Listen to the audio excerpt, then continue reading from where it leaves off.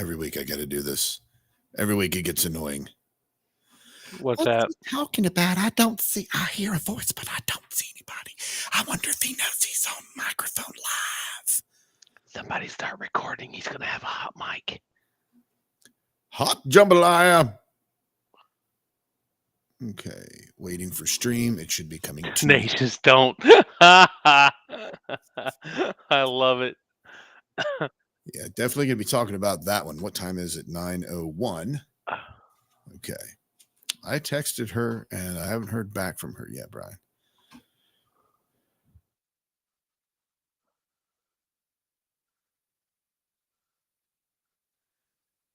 Okay, looks like we are live over on Rumble. It is 9:01 currently. And apparently mine went live on YouTube as well. Did you go to YouTube? I did, yes. We are here. Let me go Okay. ahead and kick this off here real quick. Yes, we are live on the tubes. Of the tubes. I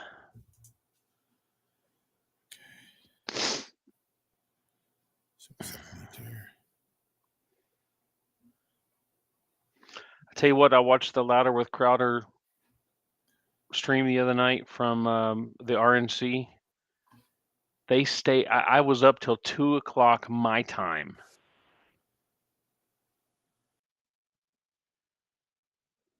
Yes. Who was up till 2 your time? I was.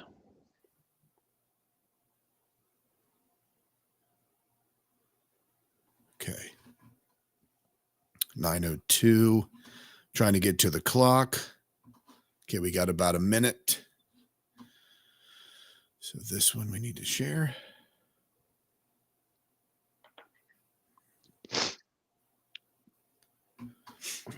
All right, we've got about 25 seconds coming up here. Are you over on Rumble yet, Brian? I'm on Rumble now. I just logged in.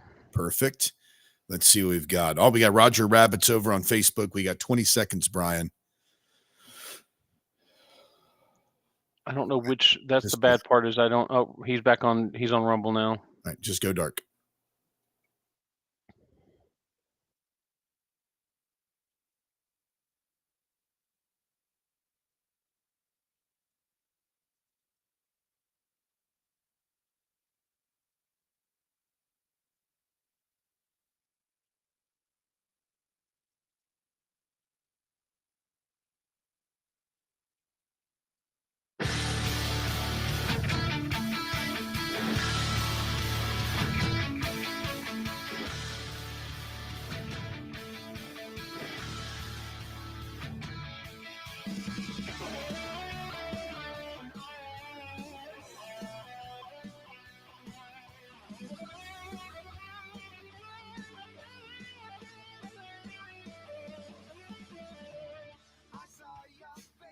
Welcome to the breakdown, everybody. This is Aaron Barker broadcasting from an undisclosed location deep behind enemy lines, asking the questions that get you kicked out of Bible study and sent to therapy. The evangelical infidel himself, me.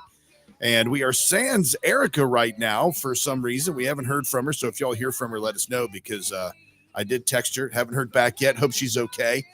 But we got a big show coming up for you. A lot of stuff to talk about, things to discuss, everything from everything from the national anthem all the way to lab-grown meat.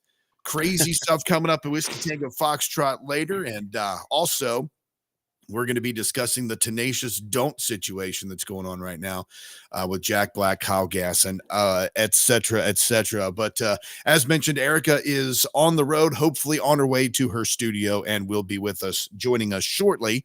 But until then, you just have to put up with moi and Mr. Bearded Pastor Brian Jackson. Good morning, Brian. Good morning, everybody. How are you all today?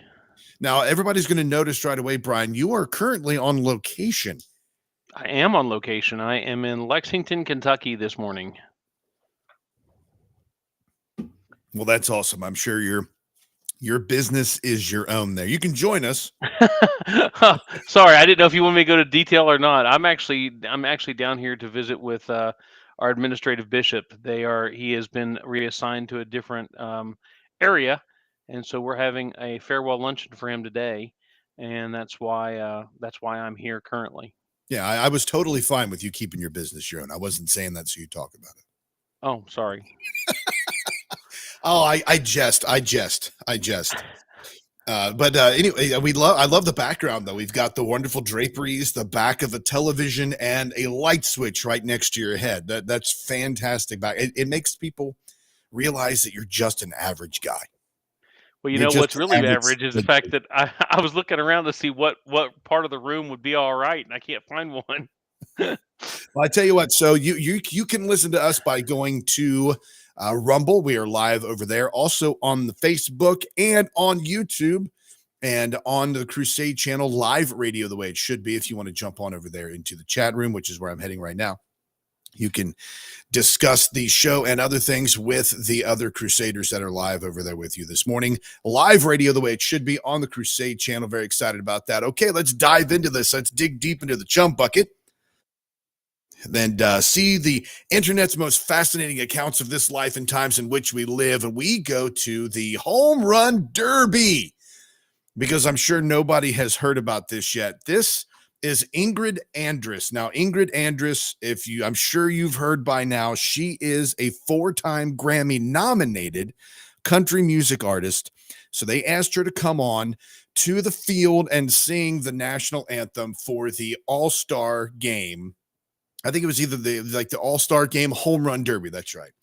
So this is her rendition of the national anthem of the United States of America. Let's see what y'all think about it. Whose broad stripes and bright stars through the perilous fight, o'er the ramparts we watched were so gallantly streaming. So far, so good.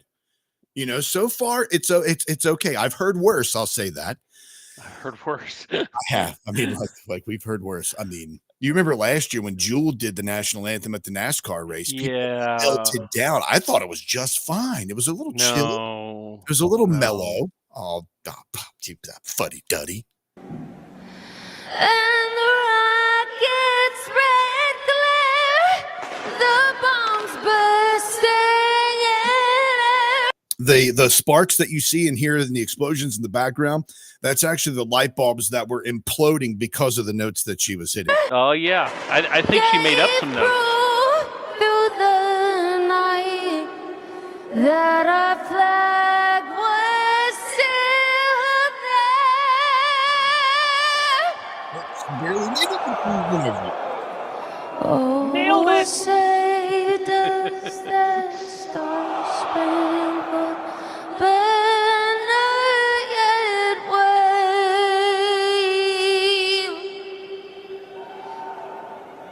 o'er the land of the free? Whoa. And the home of the brave. And then there was thunderous applause there for her in the background. Well, thunderous, I don't want to say that necessarily. But so, Brian, give us your professional musical critique. Mr. Barker, I'm going to give that 2 thumbs down. Wow. Now that's just unprofessional. I mean, first of all, they talk about this woman being like nominated for how many different awards and stuff like that. And you're like, yeah, but I've never heard of you. And I don't know. It's just I'm not impressed. I'm not impressed at all. Maybe that makes me the jerk, but still. I don't know if it makes you. There's all kinds of things that make you a jerk. Well, this is true. This is true. We're not going to pinpoint that one, Brian. So here's my take on it. Of course, yes. I mean, it wasn't the best performance. A lot of people have said that there were better performances. We've heard much better performances. We've heard much worse performances as well.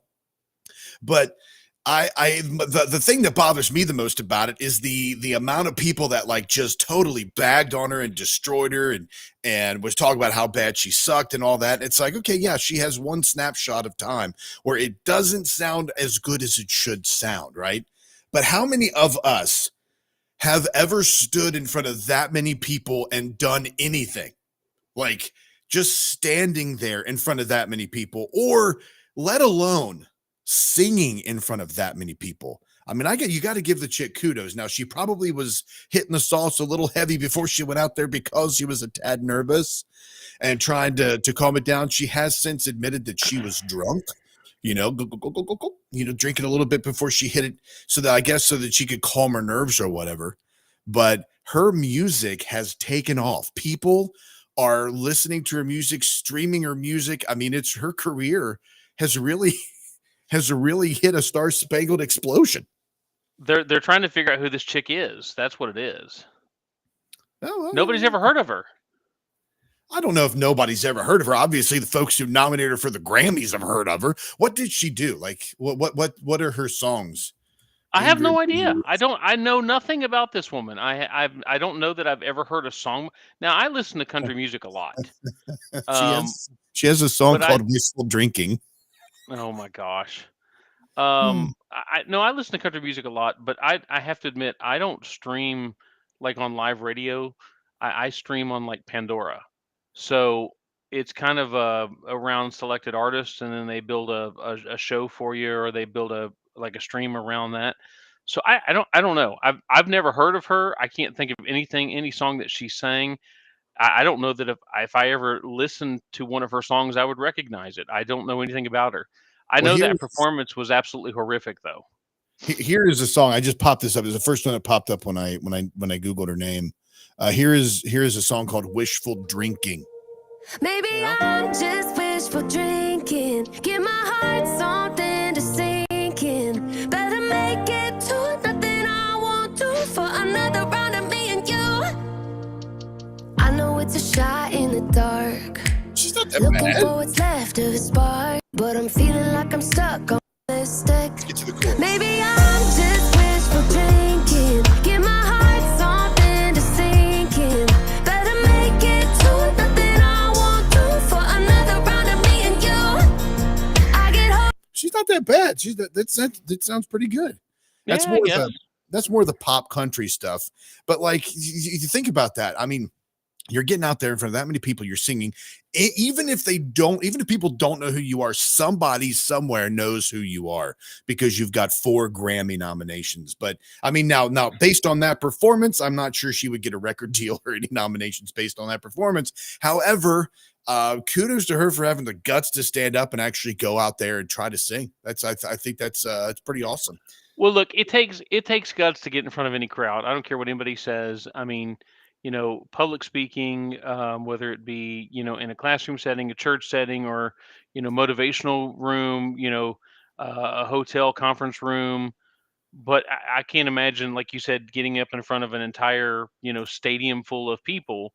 But that's something that she does on a regular basis. And you can't tell me that there wasn't some kind of forethought into the fact that maybe I've had a little bit too much to drink and I probably ought to stop. Have you ever, before I go out on stage? Have you ever had so much to drink that you actually think you're better than what you are? No. Oh my gosh.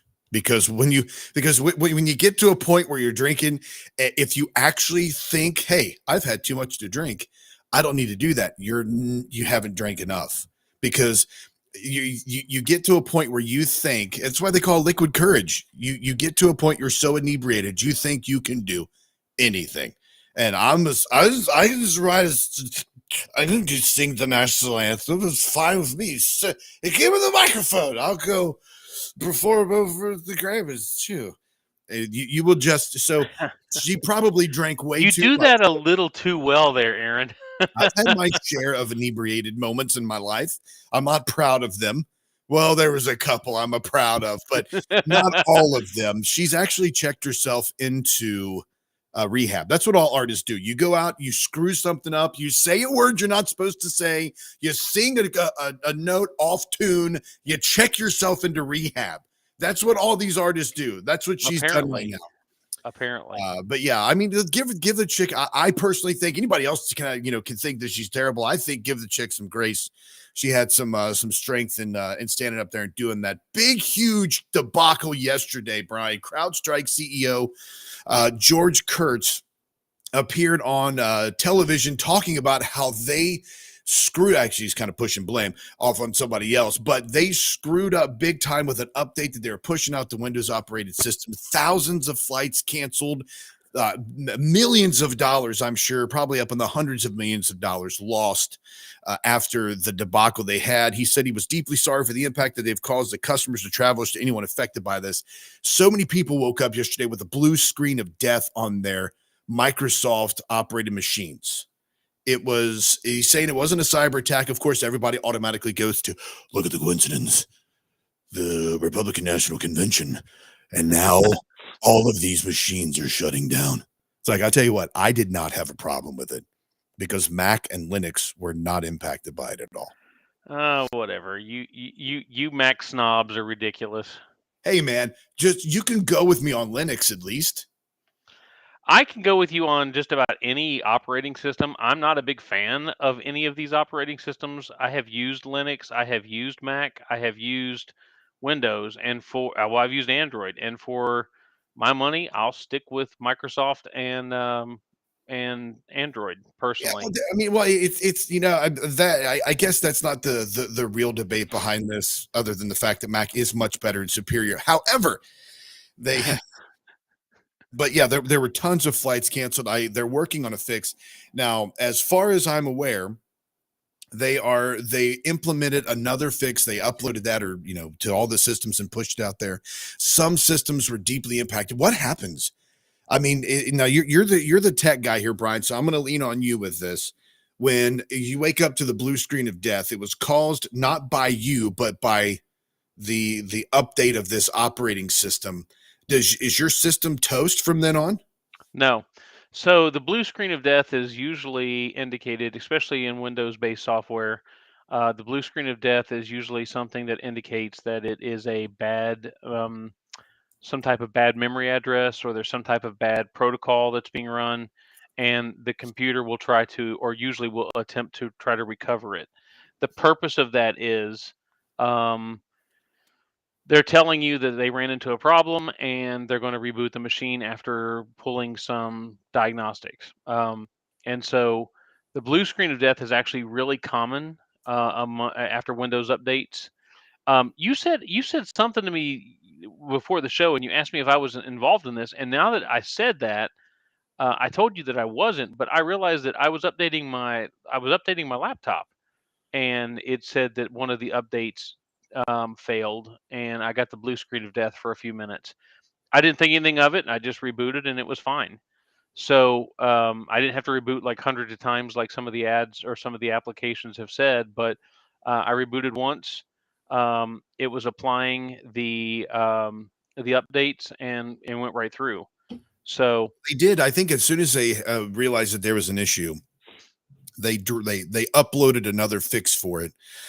But problems still persistent on that. I mean, is this going to cause permanent damage to these machines? Because no, United, no. American, Delta, they were all grounding flights. We had banks and shops, broadcasters. Everybody was affected by this. So people were like, hey, we don't know if we're going to be able to receive cash because people's POS systems are operating under this. It's kind of scary, to be honest with you. I don't say kind of. It's very scary to think about. I could be completely wrong, but I don't know too many POS systems that run on Windows-based systems, anyways. Most of that is Linux or Red Hat or something like that. Very seldom, unless you're using something like Stripe or an internet-based POS system, you're not going to run on Windows. That's what's what a lot of these places are going to, like Square, Stripe. Oh yeah. I mean, yeah, because Those. well, yeah, that's true. I didn't think about that, but you're right. Yeah. So, but very, very interesting that all happened. And, oddly enough, people bring up the Republican National Convention to me. I heard somebody say that, that it was, happening at the same time. Also one of the things that was happening at the same time, there was a report that indicated Grindr was having an outage in Milwaukee, Wisconsin. Do you know what Grindr is, Brian? I unfortunately I have heard what Grinder is. I had to look it up to make sure I knew what it I was. did But too. yeah, We're both like, I knew, but I had to look it up. I didn't know it before I looked it up. I It's not thought on my I knew phone. it, but only because I had talked to somebody who has used it, and I was like, "Is that what I thought it was?" And Yeah. when you sent that story, I was like, "Okay, he is trying to make some connection to the RNC and how that all the Republicans are queer." And I'm like, I did not. I don't know I if I'm didn't say there. all of them. I was sending you a news article that was telling us that for those of you who don't know what Grinder is, it is a gay hookup app. You're And just you're using you're using Jesse Ventura's. I'm just asking questions. That's all. I'm just asking questions. so Grinder was experiencing an outage. Grinder is a gay hookup app for trans, non-binary, transgender, and homosexual people that want to hook up. It's like a Tinder for the homosexual community, right?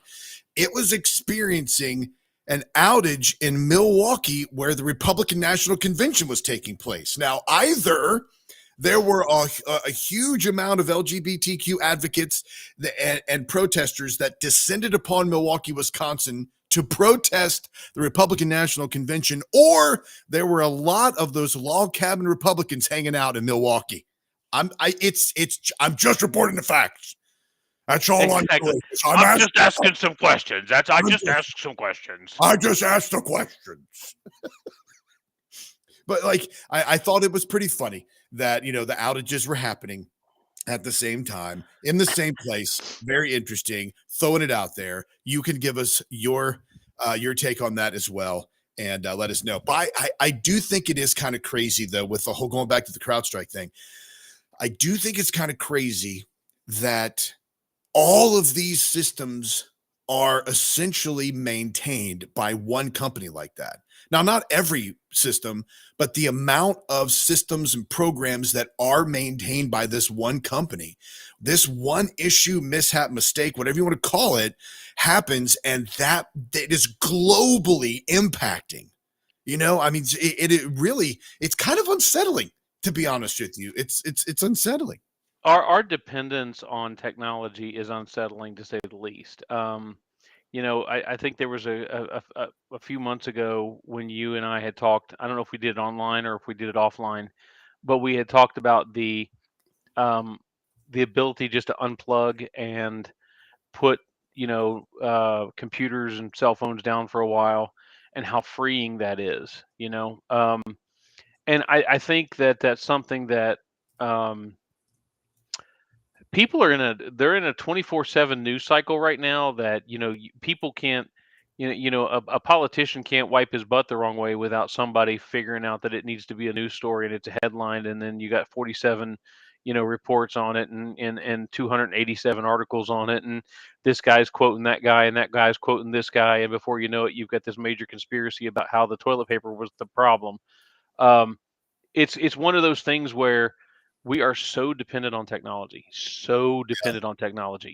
that It's people literally go through withdrawal over their technology. And one of the most freeing things that I've been able to practice in the last year or so is just leaving my phone in the truck and going off in the woods somewhere, and not worrying about what who's making a phone call or who's texting or whatever. And it's that whole unplug scenario that really has been um, a great source of relaxation and meditation for me. Yeah. Well, S. Resnick over in the Crusade channel stadium, the Crusader Stadium chat room says it was Windows servers with the CrowdStrike security software. That software uses a Windows system level driver.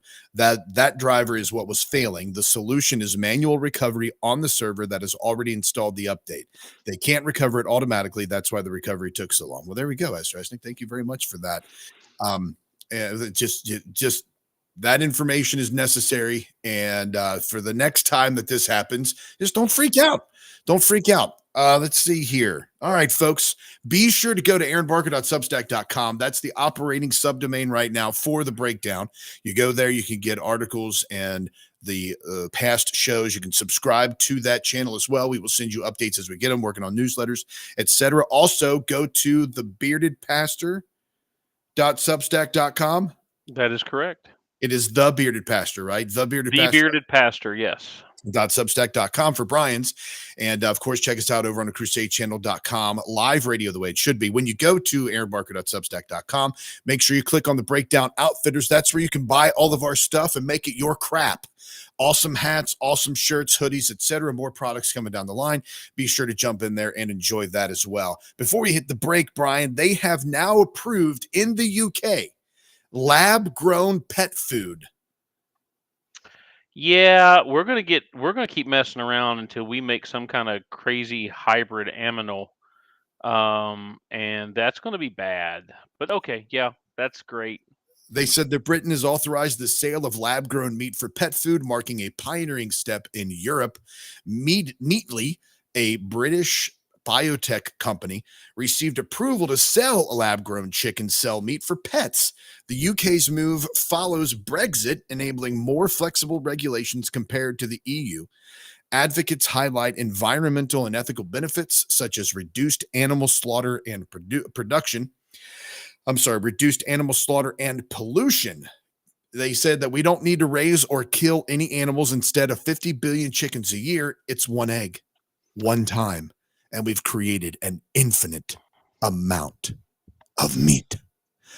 That's Owen Enzer, chief executive of Meatly. Now, lab-grown pet food can significantly reduce the environmental impact of pet ownership by cutting down on traditional livestock farming. This innovation also addresses ethical concerns associated with meat production, potentially transforming the pet food industry. That is what they are saying about. I don't know. I mean, if you can get some, it sounds like this is based on cloning or something, because they're saying you take one egg and you create an infinite amount.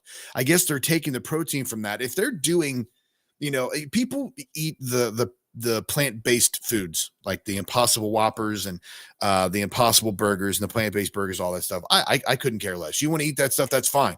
I've had some of it. It doesn't taste too bad. I prefer a burger, but I like the flavor. But I think that, people get a little bit worked up about this kind of stuff. And my question would be, if we're not slaughtering 50 billion chickens a year, which is, I don't even know if that number's accurate. If we're not slaughtering that many chickens, do you realize how many chickens we're going to have? That's why we hunt deer. Because if you didn't, the deer population would be massive. You wouldn't be able to drive down the highway, especially in the South. They just run out in front of you. Yep. You'd have a big, huge traffic jam and nothing but deer. All right, folks, when we get back, we're going to be talking about the situation going on with Jack Black and Tenacious D a little later. Plus, why is everybody wearing a bandage on their right ear? Asking the questions that get you kicked out of Bible studies and sent to therapy. You're listening to The Breakdown.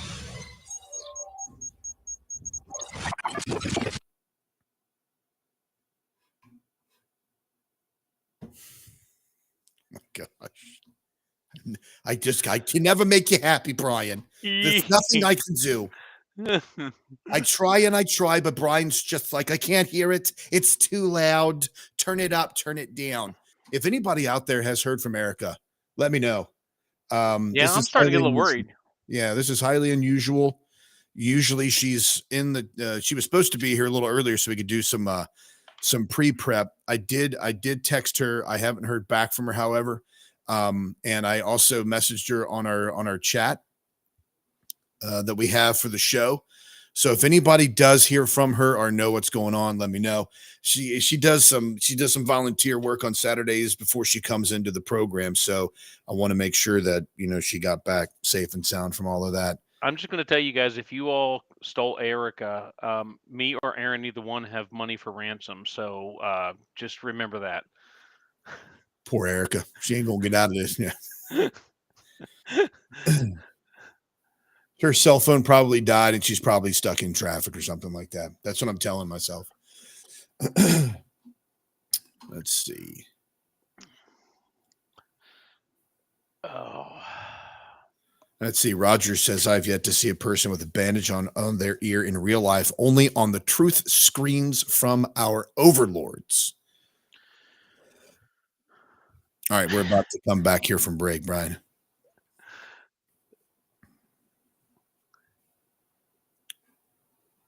I think we are.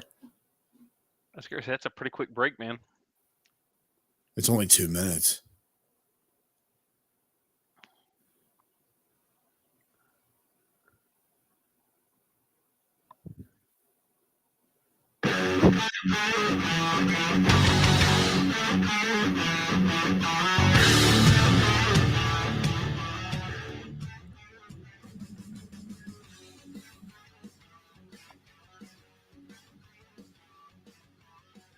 Welcome back, everybody, to the Breakdown. Thank you so much for staying with us. You can join us on chat over on Facebook, YouTube, Rumble, and you can jump in over on the Crusade Channel Live Radio. It should be where we are also hanging out over there as well. Now, let's, Bryan, you and I have worked in offices. I've done a lot of customer service work. I've done some outdoor work as well, but mainly have been in customer service sales, or was in customer service sales for the longest time. There are recent surveys now that are coming out, and I'm sure you can relate to this. It was about 3,000 employees or so from Kick Resume found that 85% of employees have dealt with an annoying coworker, with 58% reporting reduced productivity as a result. The first number that strikes me is only 85% of employees have had an annoying coworker. I don't see how that, what in the world? That's weird. What was that? My phone just started ringing and it was Sirius XM. Mm. Maybe they want to call me to Spam set me up. call. We need you on the show. We need you on the No. network. Come on over. Join Sirius XM. Just make sure that it's not some guy with a very deep accent who's trying to get you to give him his credit card. What kind of accent would it be, Bryan? It could be any accent. I just don't like him. I don't like non-American people, jerk. I'm just kidding. I don't like them non-Americans. Don't give me none of them non-Americans. So 85% of people say that they have had issues with coworkers. First off, I am the person that causes them. I'm the annoying coworker with of anybody out there. And second, I can attest to that. Yeah. I worked in an office with you for over a year. Barring the show, I know we have all had a dose. Now, the number one thing that people say is annoying for coworkers. They have 5 irksome behaviors. The number one thing that people are annoyed with the most by their coworkers is stealing credit for other people's work. Oh yeah, that's always fun. Oh, That's always, the thing that I run into with that is I've been in offices where somebody has taken advantage of my kindness and said, "Hey, I know you know how to do this. Can you show me how to do this?" And then you do it, and they turn the work in as their own. And I'm not so much worried about the credit as I am the fact that that person is out touting how awesome they are because they knew how to do this when in fact they didn't. Um, some of the programming that I've written in the past, I put in little notes in the programming that I know that people didn't know how to do, giving myself credit or basically putting a watermark on the program to make sure that it can't be copied or it can't be done, for give somebody else credit. I worked with a guy that was supposed to be a Christian, and I worked with him for about 2 years, and he would come to me on a regular basis, say, "Hey, can you fix this formula for me? Because I can't get this formula to work." And I'm like, "Oh yeah, I can fix that. Don't worry about it." And I would fix it, and then he would turn it in as his own credit. And he was dumb as a bowl of hair. I mean, he couldn't, but he kept getting promoted because of my work. isn't that AI? Like somebody goes to AI and they plug in, they're like, "Hey, I'm having an issue with this program I wrote, or I need to write this report or this paper based on this," and AI does it. And then they're like, "Okay, here we go." And they turn it in as their own. I mean, you, in that case, Bryan, you were the AI, you were the BI. Well, I guess the better the BI than the BA, right? So, Or the BO. well, there you go. I think there's a little bit of a difference when you're talking about AI because AI is a is a compilation of all the available knowledge and material that AI has access to, versus someone who has put in the time and effort to learn how to do something and they have I don't know. I Yeah, don't. I think you're stretching here.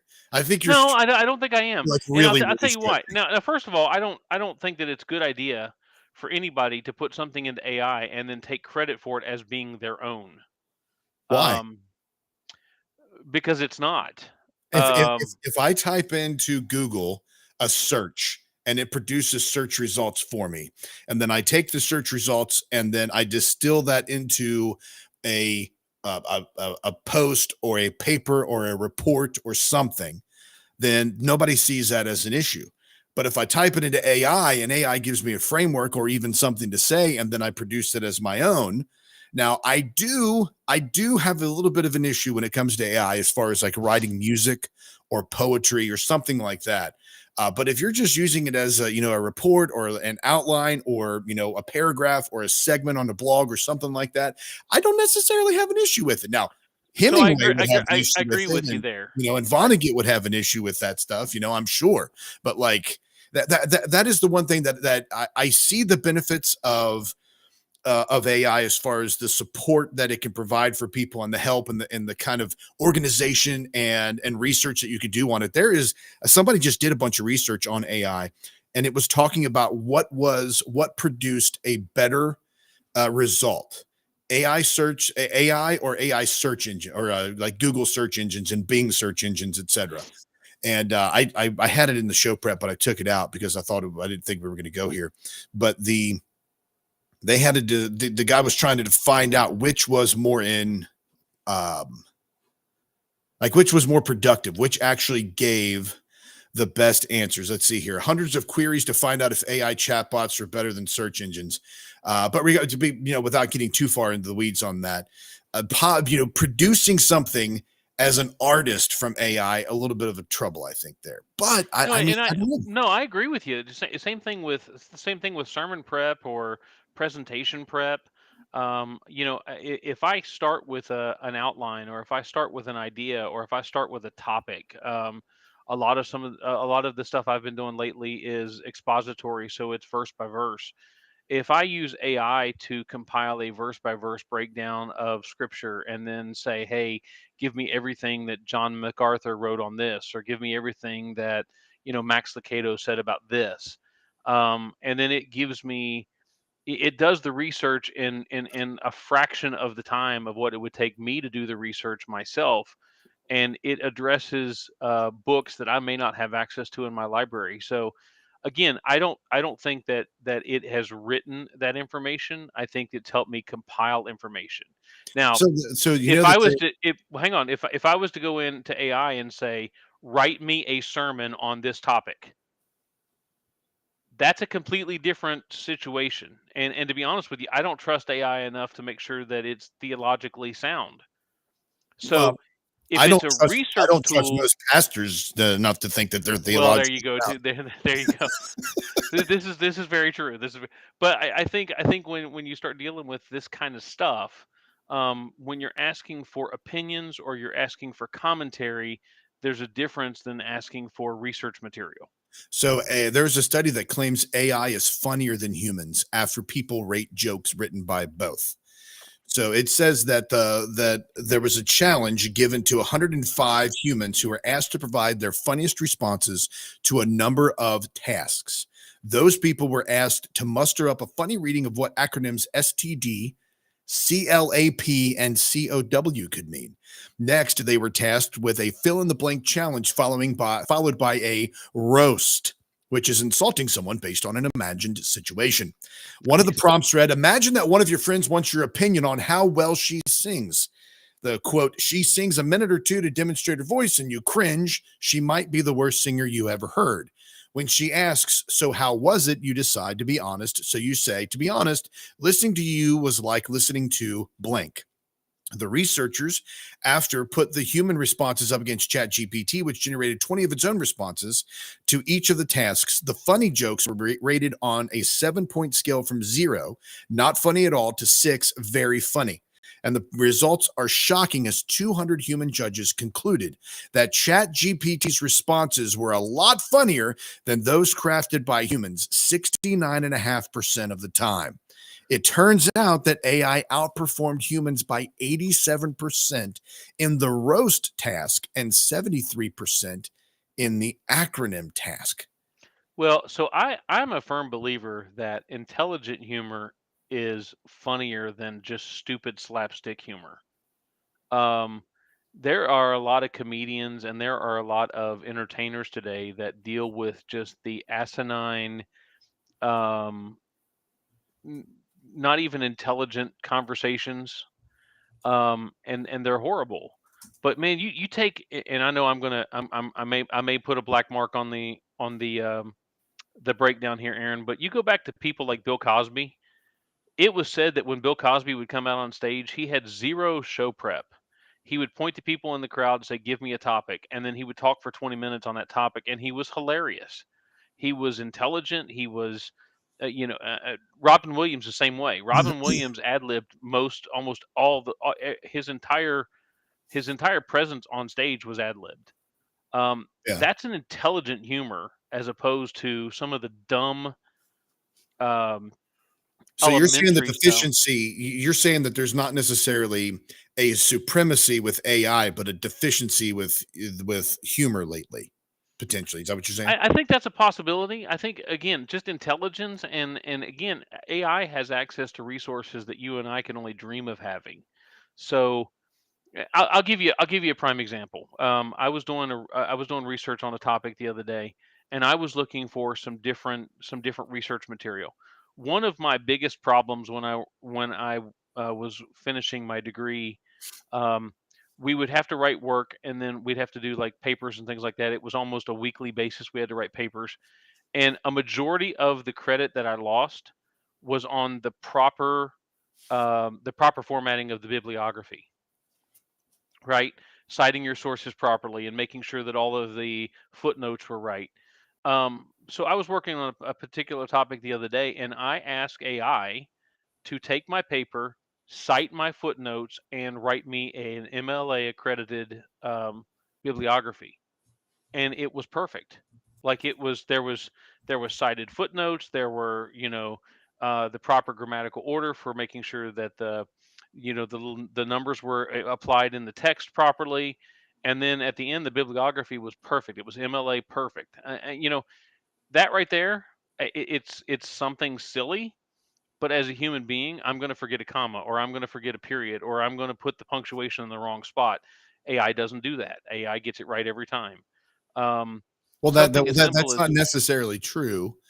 Depending on the type of AI it is. JB over in the Crusader Stadium chat room asked if there were examples, and I'm trying to find the examples here that they would have provided for us. Let's see. It doesn't provide the answers that I can find, and it would be really great. That's awesome. I should consult you, JB, when it comes to show prep, because that would have been really good segment if I had the examples of that and we could determine whether or not it was really funny. But I've got the report. Maybe I can run this through AI and tell me if they can give me find out where the questions are. But there are people in the chat over here. Let's see. Roger Rabbit says he would like to try using AI as his golf caddy. Wonder if it could really give me all the details I need to hit the perfect shot: wind, elevation, slope, club selection, swing speed, etc. Timmy, the pilot over there, says AI gets its info for all sources all over the world. So in essence, the whole world gets the credit. I'd like to teach the whole world to sing. yeah. It says another one said, Timmy also said that if AI helps me write a song, what's the difference between songwriters and artists? It's a collaboration between ideas. I give AI equal credit to my idea. And he also says that most artists use songwriters. So The only that's pretty, that's actually correct, because when you yeah start comparing it to things, like, okay, if you use AI, what other things do you use that on? If you're sitting around having a conversation with someone As we were just talking about this with work, credit from work, that's what got us into this situation. You're sitting around, you're talking to somebody, and they come up with this amazing idea, and you decide you're going to take that idea to your boss, and now you get credit for it. Do you have to give credit to that other person, or can you just be like, God, this is just Jim, I get this idea, and then you get the credit? Boss, I was thinking the other day, this Yeah. is what we need to do. No, you weren't thinking. You stole that from somebody else. Like I whatever think when conversations you and I have on here, I'm stealing all of those ideas. I understand, and I've known you long enough to realize that's a good probability. So, um, the thing that I'm getting at, Aaron, is I think when other people, physical people, are involved, I think it's just the right thing to do is to give the credit to the people that were involved in it. One of the things that this person that I used to work with had a lot of issues with is they would publish something that someone else did, and then when an issue would take place, the management team would come to that person to fix it, and they didn't know how to fix it because they didn't write it to begin with, and so they would have to go back to the people they stole it from to fix it. Well, it didn't take long for the people that actually did the actual work to realize what was going on, especially when some of those things were being put up for, like employee of the month, or that person was getting a bonus for this great work they're doing. And it's like, you took that information from somebody else and you turned it in as your own. I mean, what's different than that than Joe Biden, who is plagiarizing his papers in college? I mean, what's different than that than a comedian getting up and telling somebody else's jokes? I think there's a big difference in that. Now, where I disagree with Timmy about the whole world is that AI is you can't. I don't know that I could give credit to AI as a collective. I don't know if it is an entity in and of itself. It is a combination of entities. Well, the thing about AI that freaks a lot of folks out is nobody knows how it works. Nobody can say, like, the most talented folks, the people who created AI and the people who use AI, the people who work in it, they do not know what the logic is behind AI creating what it does, how it learns stuff. How, when you type into Chat GPT something, after you ask so many questions, if you don't even put in a specific reference, it pulls from your other conversations and it creates like its own connections, own logic, etc. Now, I did find this, by the way, and I could post that article about that. So, JB, you inspired me here. Hold on. So, I did find out. Here's an example. When asked to, okay, a lesser talked about room in the White House. That was the question. A lesser talked about room in the White House. Humans came up with the padded room or the doghouse. So those aren't funny. The Chat GPT said Lincoln bedroom's alien conspiracy corner and the Situation Room's snack closet. That's funny. The Situation Room snack closet. I mean, I'm not. I don't know. I mean, that was one of the questions that they came Well, up with. think about the smart or intelligent logic behind that question. You're in the Situation Room. This is where all of the major decisions are happening for our country. When stuff happens across the world, this is where all of the great minds and the great leaders meet to talk about the quote unquote situation. Why wouldn't they have a snack closet? I mean, seriously, that's funny humor to me because it makes sense, but it's something you never think about. It's something that, if you walk into if you walk into, a pastor's office, you wouldn't think of some of the things that he might have in there, like a liquor cabinet, or a humidor or something like that. Those are not things you usually associate with many pastors, but when you find one, you're like, oh, that's kind of cool. I like I like the idea. So Yeah. All kinds of stuff to hit with that. I would like, maybe we could find more of those questions because there's a huge study on this, and weirdly enough, it does not produce. Maybe, like I said, maybe we can run this through. now I will tell you that when I the use that Chat would- GPT, it does cite its sources. It'll tell you that it's using 5 different articles, or it's using 5 different websites, and it'll tell you what those websites are. Hmm. So it does some Google search engines if you ask it to. Um, I'm in a I'm in a place where I want to know where I'm getting my information from, not just randomly some blank screen. That's right. Go to aaronbarker.substack.com. Go to thebeardedpastor.substack.com. Go to crusadechannel.com, live radio the way it should be. And then you'll be able to join over the Crusader Stadium chat room as well. JP says she's not convinced. Neither am I. Neither am I, JP. I'm not convinced that was funny stuff over there. And I would love to. Maybe we could do that. Brian, make a note of that we need to go through and find some of those questions and then maybe work on some to see if we can find those answers. Maybe we could generate our own answers to those questions as well. I'm going to put that in AI and see what it says. There you go. Run it through, see if we can come up with some show topics. So there are reports, and Allison was telling me about this the other day.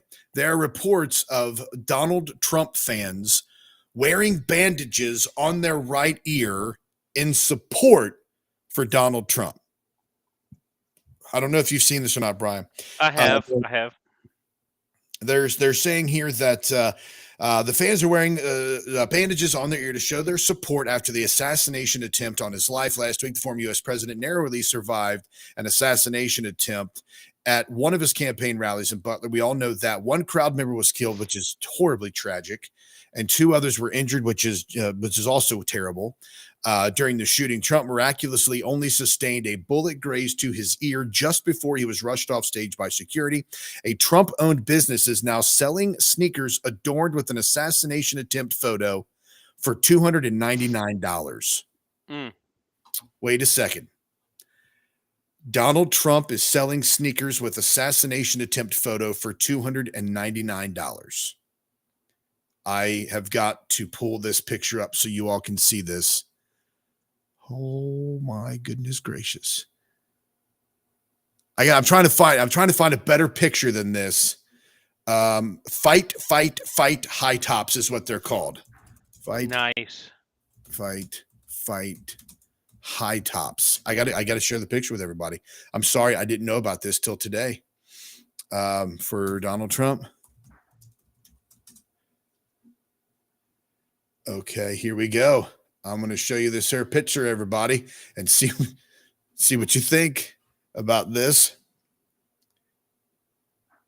Got to love this. As I'm professionally pulling this up here. There it is right there. Oh, nice. There are only 5,000. Each pair are numbered. 10 randomly autographed sneakers, high tops. They have the American flag up on the top around your ankle. And on the side, it has the picture of Donald Trump with his fist up. His head is turned to the right. So you see a little bit of the blood coming down his cheek. And it says, fight on it for $300. Yeah, I'm not going to buy any, but I think they're cool looking. Oh, you think what? I think they're cool looking. I don't know. I don't know. Capitalizing on stuff, that's what makes America great, right? For him to do this. I think they're kind of nerdy looking. Maybe for a collector's thing, if somebody bought them for like a collector or something, I wouldn't wear them out. I did just buy a pair of Margaritaville Hey Dudes, though. I can't say anything about people buying stuff, supporting them, but like the sneakers, $300, but people are wearing at a Republican National Convention in Milwaukee. Fans of the former president showed their solidarity by bandaging up their right ears in reference to the events. Now, you know what, Brian? What time is it? Oh, it is 9:54. You know what, Brian? I just thought about something, man, and I know what we talked about before the show, but I just thought about something, and I think where to go with this. I think I do, but go ahead. Oh man. And ladies and gentlemen, this is. You're teaching some bad theology. Your bad theology's annoying me. Oh, you're teaching some bad theology. Repentance is the only cure that you need. This is a segment of the show where we talk about bad theology, where we discuss things that are bad theology. And ever since last week, because the show was over, of course, it was in the afternoon. I know where I was. I was grilling out, and as I was grilling out my father-in-law and his fiance were telling me that they came into the room and said, "Hey, Trump, somebody tried to kill Trump. It's terrible, etc." And I did of course see and watched all the footage just like everybody else did. But ever since last week, there have been these memes that people are sharing, these pictures that people are sharing, and to be quite honest with you, my head almost exploded. I almost felt my head just pop with the annoyance and the horrible idiocy of some of these people. Okay, I'm going to go ahead and share this here because it is worth you seeing how dumb some of this stuff is. This is the bad theology segment for this week. I am getting to where I can share my screen. Just so you all know, Donald Trump was not inaugurated or not consecrated last week. Yeah. Oh my gosh. That has been all over the place, Aaron. That is stupid. Yeah, so here we go. Somebody posted this up. In the Bible, the concept of blood on the right ear serves as a visible mark of consecration, signifying that a person is dedicated to God's service and has been set apart for a specific purpose. I read it like that because it's written in all caps. This act represents a physical and spiritual transformation, preparing the individual for their sacred role. Here's a breakdown of the significance. Right ear represents hearing and obedience. In ancient times, the right ear was considered the most important ear, as it was the ear that heard the words of God. Blood represents life, sacrifice, and atonement. In this context, the blood is a symbol of purification and consecration. Consecration means to set something or someone apart for a specific purpose, making it holy and dedicated to God. In this case, the blood on the right ear signifies that the person is being set apart for sacred task or role. Priestly consecration in Leviticus 8, the blood is applied to the right ear of Aaron and his sons, consecrating them as priests. This act sets them apart as mediators between God and the people. Purification in Leviticus 14, the blood is applied to the right ear of the person being cleansed, symbolizing the purification and restoration of the community. That is all bullcrap. Well, Every not only is it bit of bull, that okay, right not, there is not only is bull. it bull crap, but here's the problem, and I've said this before, and I will say it again to all of you Christians out there who are trying to find some great new deep revelation in whether it be popular prophecy or whether it be this kind of stuff right here. Stop being creepy. Oh my gosh. I mean, the stuff that people are putting out as prophetic words, the stuff that people are saying, I mean, oh, the mental This looks like something. gymnastics that a person has to go through to make these kind of connections are just gut-wrenching, to say the least. There is not one scriptural connection to what happened to Donald Trump. Because agree. I will tell you this, hold on just a second, because I wasn't going to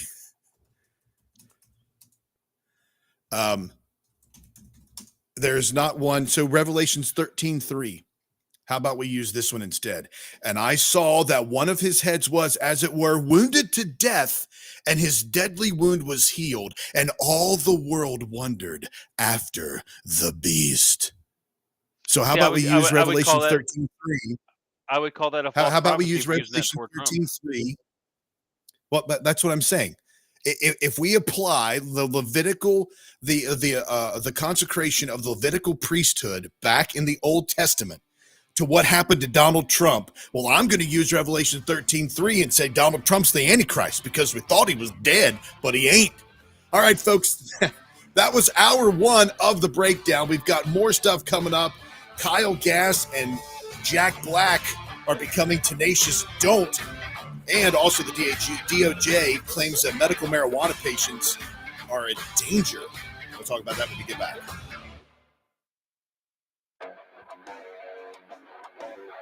All right, it always does that. Hold on just a second. No, don't do that right now. All right, we should be good. So that's the end of the first hour, everybody. So if you're a new listener to the show, we take a quick couple-minute break here, get ourselves all worked back up and into a frenzy about stuff. Yeah. So we will be back momentarily. Thank you. After these messages, we'll be right back. Brian, you can hang out if you want. I'm gonna step away for a minute. I'll be back in just a moment. You gonna leave me in charge for a few minutes? No, I'm just kidding, everybody. I feel like the guy who like, or the woman who puts her baby down in front of the webcam and says, "Here, watch my kid while I go to the bathroom." That's crazy. And Aaron picks his phone up and walks away. Timmy, you made a comment about the songwriters.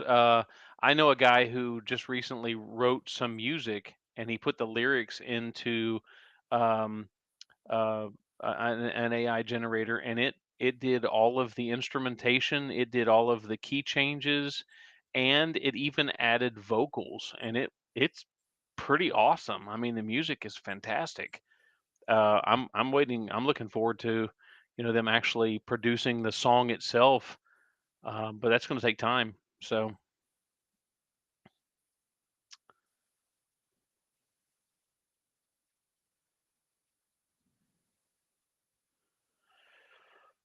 you better apologize for stealing it from AI. Yeah, because AI, look, you don't want to tick off, the technology overlords, because when they rule the planet,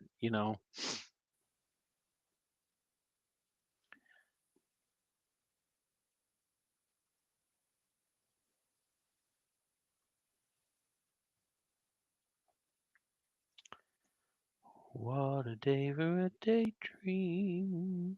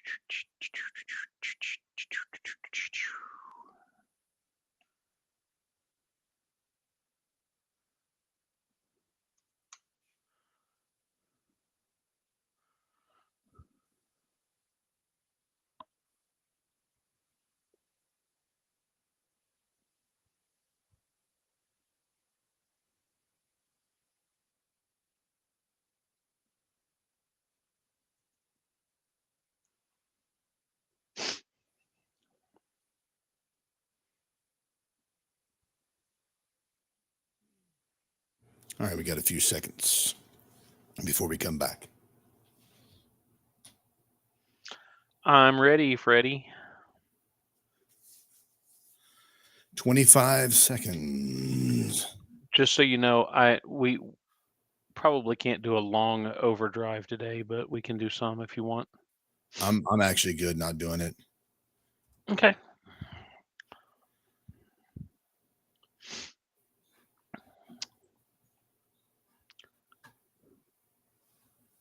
Do you ever go to a hotel room and look at the pictures and go, "Man, that looked cool in my living room"?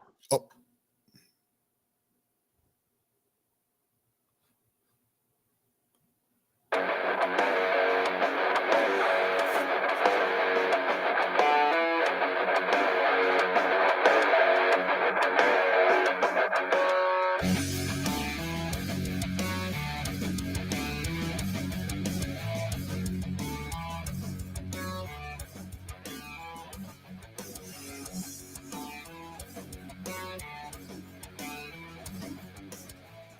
welcome back to the Breakdown, folks. We're continuing on this second hour.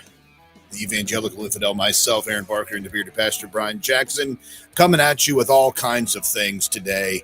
And very happy to be joining you all on Facebook and on Rumble and the Crusade Channel Live radio, the way it should be. And very excited that you all are here with us. Let's see. Yes, there are some folks out there that are asking that we are live on Facebook. And if you check my pinned post on Facebook, then you will be able to. That's weird. Let me double check here, make sure that I am live over on Facebook. They didn't kick me off, did they?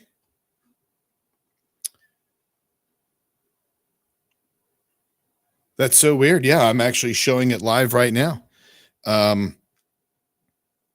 Odd. That is odd. Somebody just sent me a video of my page, and it's not showing that we're live.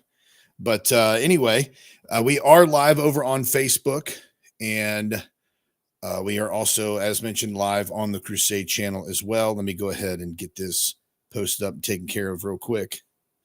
And let's do this, Brian. Let's jump into something interesting for this. So medical, before we get to that. So Adidas was forced to apologize because of a model by the name of Bella Hadid that was featured in one of their releases. So they had to, Adidas has been forced to issue an apology after they faced criticism for using model Bella Hadid as the face of a campaign for the re-release of a trainer collection. So sportswear giants Adidas have issued an apology, but Adidas launched their revived SL72 sneakers collection, which celebrates the 52nd anniversary of the Munich Olympics. However, the games were overshadowed by an attack from a Palestinian militant group, which left 11 Israel athletes and a German official dead. Okay.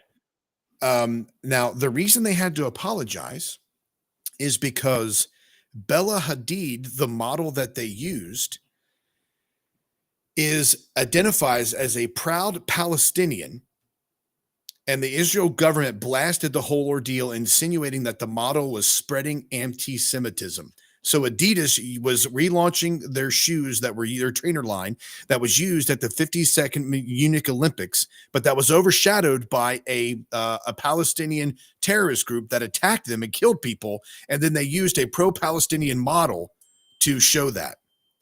So that's why they had to apologize. I can understand them apologizing for that. That seems like that's a legit, conversation. I really don't. I mean, I think that this whole Palestinian-Israeli argument is getting so over dramatic that it's just becoming tiresome, to be honest with you. I mean, if you listen to these guys talk about each other, and you listen to the world conflicts, and people that are supporting the Palestinians versus the people that are supporting the Israelis versus the people that are supporting the people who are supporting each one. I mean, you're running into this conversation that just gets so tiresome because both of them are believe that they are righteously entitled to what they are trying to claim.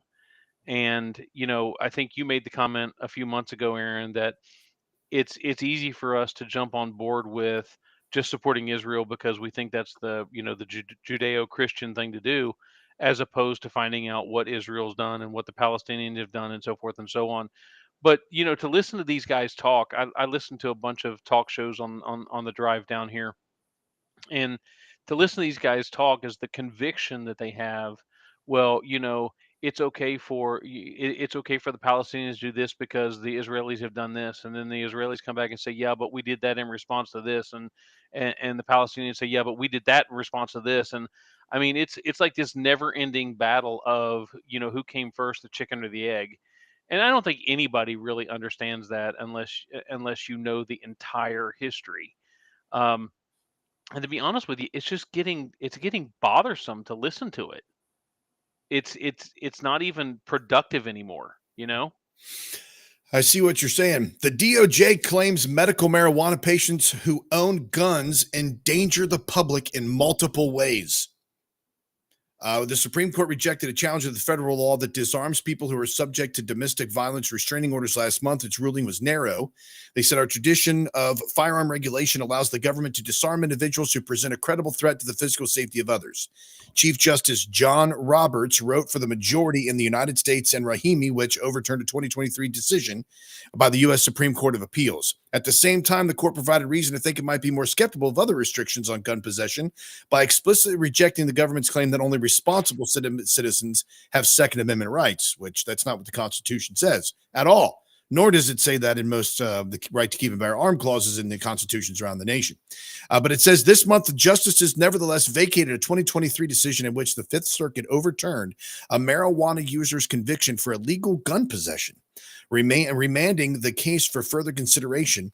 That move, combined with a passing comment, suggests that the court might be inclined to uphold the federal ban of gun possession by cannabis consumers and other illegal drug users. The Fifth Circuit case, United States versus Daniels, involves a Mississippi man who was caught with guns and the remains of a few joints during a routine traffic stop in 2022. Patrick Darnell Daniels Jr. was convicted of violating a code, which makes it a felony for an unlawful user of a controlled substance to receive or possess a firearm, and sentenced to nearly 4 years in prison. The Fifth Circuit deemed his prosecution unconstitutional, rejecting the government's argument that it was consistent with the nation's historical tradition of firearm regulation. In defending, the Justice Department has argued, among other things, that cannabis consumers are ipso facto irresponsible, which it said means they are not part of the people whose right to keep and bear arms is guaranteed by the Second Amendment. And even if they are part of the people, the government said, their irresponsibility places them in a category of individuals who historically were denied gun rights. So they're saying here that because you had pot illegally or any kind of controlled substance, which I didn't know pot was a controlled substance. If you are using a controlled substance or marijuana or cannabis or something like that, you're an irresponsible gun owner, an irresponsible person, period, an irresponsible gun owner, and you are not protected under the Constitution.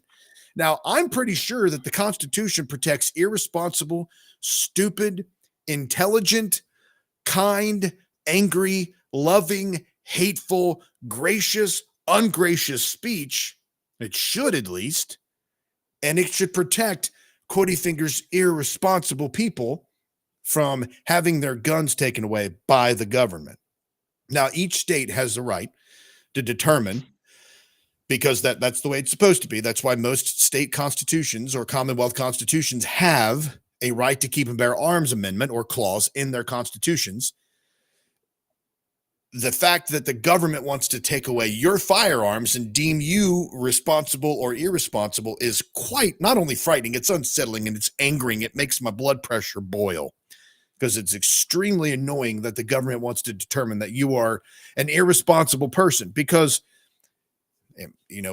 somebody who drinks, why are they not considered irresponsible? Somebody who gets drunk on a Friday night, why are they not considered irresponsible? Why is that substance of alcohol okay, accepted, celebrated, encouraged, embraced, and a person can get drunk and not have an issue? But if a person lights up a joint, not only are they non-Christian, but they are irresponsible. It makes me want to light a joint just because and hold my gun and take a picture and put it on Facebook. A pot smoking gun toter. Nice. Okay. I mean, am I wrong on that? Am I missing the mark? Am I somehow off my rocker? I don't think you're missing the mark, Aaron. I mean, I think that it gets into the whole argument of what makes this substance bad versus that substance. I had a discussion with somebody the other day about, mind-altering chemicals and why that some churches say that, you can't have these mind-altering chemicals. And I said, okay, you can't have these mind-altering chemicals unless the doctor says they're medicine. And that person got really upset with me, and it's like and then I had somebody else in a separate chat ask me the same question. I'm like, look, the idea behind certain medications are they change the way you think, and that's intentional. It helps to Some people need facilitate. to have the way they think. No, I get it. No, You that's what I'm know? saying. I think that it helps facilitate healing in a certain direction. Obviously, as a Christian, I believe in miraculous healing, but if God chooses not to miraculously heal, sometimes He uses doctors to heal. I mean, we both have had experiences where doctors were required to help, mend us and put us back the way we need to be put back. Um, so again, I think the difference is people want to criminalize or to demonize the things they disagree with but I don't think they have, a big argument. I've made the argument about people who deal with tobacco, and you know what? Well, tobacco is addictive, and alcohol is addictive. Well, yeah, so is caffeine and sugar. So, I've seen people detox off sugar, and it's not pretty. Yeah, it's so bad. It's like heroin, right? They're in the corner shaking, vomiting, pissing themselves, and it's all because they're not having their I oatmeal don't cream pie. I don't know if it's that bad, but man, there are some physical things that do happen when somebody comes off that stuff. It can be bad if you take somebody who's Jones. I know people that they literally cannot function until they've had their caffeine in the morning. That's bad. Um, Brian, I think what you're speaking right now is idiocy and heresy. Talking Oh, about really? people who Okay. need their caffeine and their coffee. That there's Okay. nothing bad about that. God made coffee. He made the coffee bean. Therefore, it beeth good, he saith. It beeth good. I think that's in the Book of Mormon. It Okay, beeth good thine I coffee. think I broke Aaron because he slipped into his King James. So, I am. It's people talk about mind altering drugs. We've talked about this before. I just thought it was interesting that here we are, and in this particular world in which we live, still marijuana is looked at as an irresponsible drug by people, and people are deemed irresponsible by taking it. Let's go over to this video here. This is what happened in Australia, down under. So what happened, which, by the Australia. way, I am reading this book, Following the Equator by Mark Twain. Mhm. Dude, I have never read any of Mark Twain's works before, and I am reading this, and dude, I am loving it. I also bought I also got this one. This is it's a collection of Mark Twain's works. It's got Okay. Tom Sawyer, Huckleberry Finn, The Prince and the Pauper, Pudd'nhead Wilson, and then the various short stories, and Connecticut Yankee and King Arthur's Court. And I'm having a blast reading this. It is so fun. But anyway, the reason I bring it up is because Following the Equator is a book. It's a fictional book, but it's written kind of in a fictional narrative. But it's there's a lot of true information in there. But it's written as a travel log. And the past, I don't know, 50, 100 pages maybe has been about him being in Australia. And then this surfaces with Jack Black and Kyle Gass. This is what happened in Australia with Tenacious D. For those people who are wondering what it was, this is what everybody is all up in arms about. Jack Black's comedy rock band Tenacious D have cancelled their remaining tour dates. The decision came after an apparent joke was made on stage in Sydney by band member Kyle Gass about the assassination attempt on Donald Trump. So Jack Black is singing Happy Birthday to Kyle Gass, and there's this big dressed up robot-looking Guar costume. I think they must have got it from the Guar storage closet, carrying a birthday cake towards Kyle Gass. Now, if y'all don't know who Kyle Gass is, think Elf. If you've ever seen Elf, he is the white balding guy that works in the office with James Caan and the other dude in the movie. So, but anyway, here is what Kyle Gass says after they pretty much he has to make a wish of blood to kill. Don't miss Trump next time. Kyle Gass later apologised on Instagram. The line I improvised on stage Sunday night in Sydney was highly inappropriate, dangerous and a terrible mistake. I don't condone violence of any kind in any form against anyone. I profoundly apologise to those I've let down and truly regret any pain I've caused. Black also said I would never condone hate speech or encourage political violence in any form. The comment has caused much backlash online. It even prompted a call from one Australian lawmaker for the band to be deported from the country. Oh, So, wow. yeah, that's what he said. Now, first, I'd say first, one of the things that happened was Jack Black, as soon as that happened, essentially almost as soon as it happened, he cancels their entire world tour of Tenacious D. Now they're huge in the metal community, rock community, because Jack Black is such a lovable guy. He does some really great movies, has a lot of fun, and people really like him. And he's just a nice dude from what I've heard. But he canceled all the remaining tour dates on the world tour, and because it's a comedy group, by the way, Tenacious D is it's like the comedy rock metal group thing. And in the wake of the joke his bandmate Kyle Gass made on stage about Trump's assassination attempt, Tenacious D were on stage. Okay, so I already gave that. So the joke was met with cheers and laughter at the show, but inspired a swift social media backlash and a call from Senator Ralph Babbitt, the parliamentary leader of the United Australian Party, for Tenacious D to be deported. The incident occurred, so they already got all this stuff. Jack Black said that, obviously he made the statement, I don't condone violence of any kind, and he said he would never condone that kind of violence. And then he calls off the tour and says that all creative work with Kyle Gass is being suspended indefinitely. Oh, wow. Really? Yeah. So like right now, fans are like, whoa, what's going on? Kung Fu Panda got pissed at what his bandmates said, and now he's calling off all their creative work together. And I wonder, first, I admire that, because that is a lot of money. I admire the fact that we have somebody that's being consistent, right? We have a lot of these folks that will not take responsibility for their words that they say, the actions that they commit, and then the results that come afterwards. Okay. Mm-hmm. This situation, we have somebody who's standing up for free speech. Who is obviously he's a Joe Biden supporter. He has recently endorsed Joe Biden. Jack Black did, but he's saying political violence. No, I don't condone this. I don't want this. I don't like this. This isn't going to happen. It's not going to happen on my watch. He calls off the tour. Kudos to him for having some principles and doing that. The other question is, is this that bad? Is it so bad that his agent, Kyle Gass's agent, drops him? Is it so bad that he's willing, that Jack Black is willing to discontinue all work with him going forward?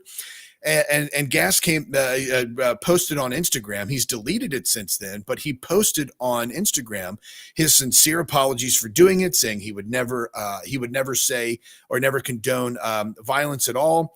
He said here that I'm incredibly sorry for my lack of judgment. So he says it. He says, I'm sorry. It was stupid. It was in the moment. I shouldn't have done it. I'm sorry. And then people be like, all right, look, it was dumb. You shouldn't have said it. That was a really bad judgment call. Let's take a break for a few minutes, get a breather, and then we'll just resume. We'll forgive, we'll forget, we'll move on. That's the biggest problem with the cancel culture, is that we don't allow people the freedom to screw up. We have to allow the people the freedom to just cock it up and make a huge mistake, but then us say, you know what, that was stupid. You shouldn't have done it. Think about it next time. But dude, I still love you. We're good to go. All right. Well, and I think, Aaron, that's one of the things that two concepts there. Number one, the Bible tells us that out of the heart the mouth speaks. So that says that there's something probably that he really does not care for President Trump. He doesn't care for the campaign. I don't know if he would automatically be open to that violence when it first comes out, but obviously it came out of his mouth. But number two, where is the grace? Where is the like you said, the cancel culture is so crazy today that they're going back and they're picking stuff from 10, 15, 20 years ago and trying to destroy somebody's life because of the way they said something 15 years ago. That's dangerous. That's crazy dangerous. It is very dangerous. Is anybody watching us on Facebook right now? I don't know. I can't. Do me I a can't favor, tell. Brian. Go to my page on Facebook and see if you can see the broadcast. Okay, 1 second.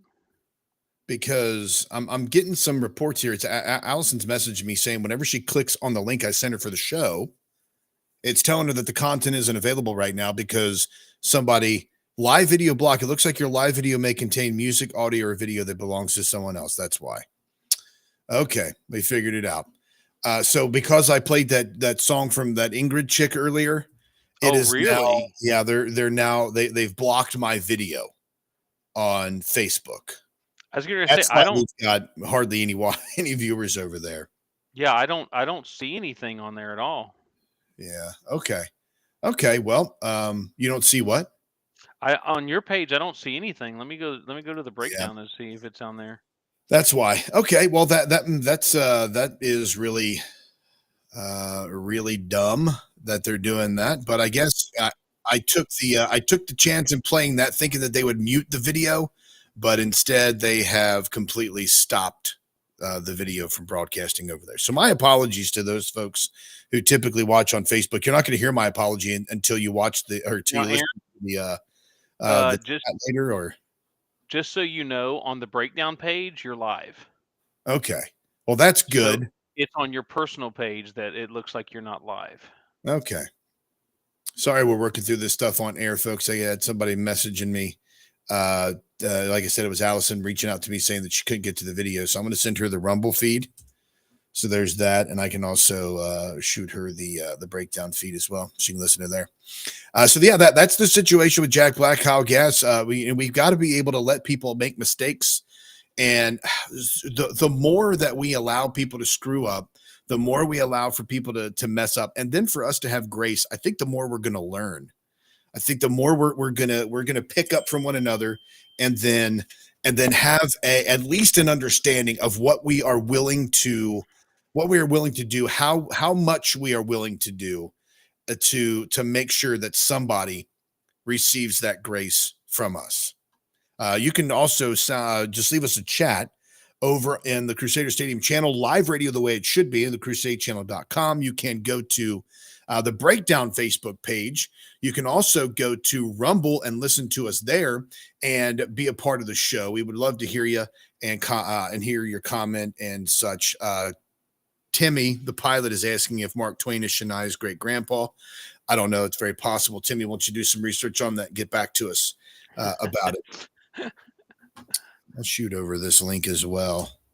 I might have to share that. But anyway, let's see if we can get into anything else, Bryan, before we go to the break. When we get back from the break, I do want to go ahead and tease this a little bit.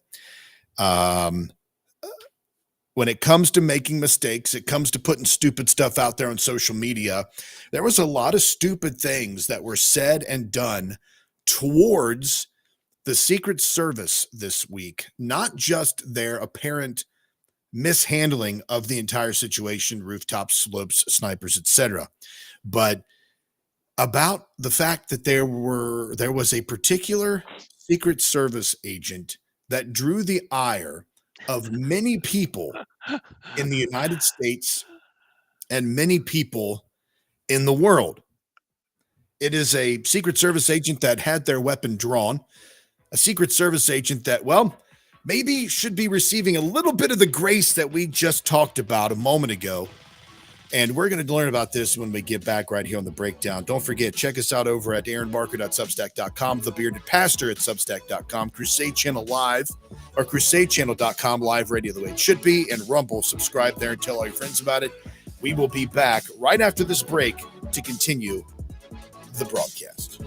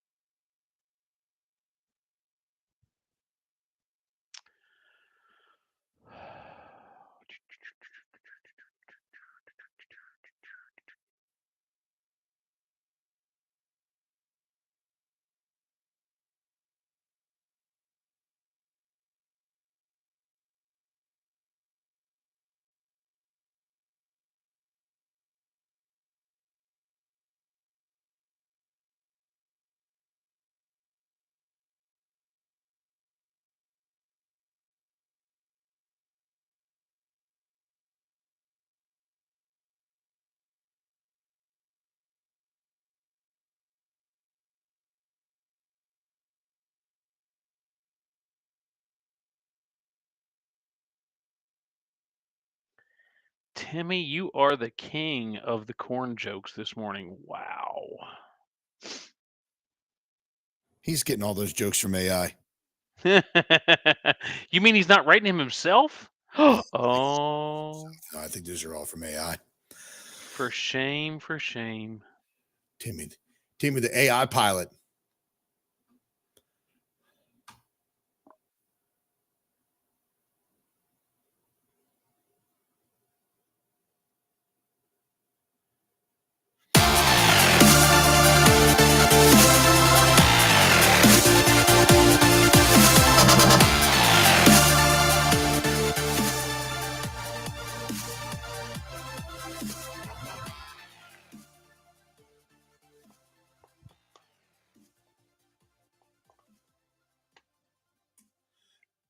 Welcome back to the Are breakdown, we everybody. back? Thank you so much for staying with us. We greatly appreciate it. JP over in the chat room on Crusade Stadium, the Crusader Stadium, said that Jack Black's financiers must have said something.